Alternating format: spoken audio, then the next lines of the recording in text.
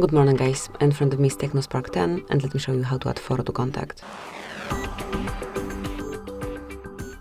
At first open your phone gallery, then go to contacts and select the contact that you wish to add this profile picture to. Select edit, click on profile picture and now you can either take a photo or choose something from your gallery. Let me select something from my gallery. For example, this one. Now customize it however you like.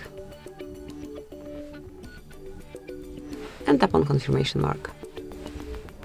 Then click on save. And that's it. From now on, this picture is assigned to the contact, and anytime Cass will be calling me, I will be able to see this profile picture at first. Thank you for watching. Please subscribe our channel and leave the thumbs up.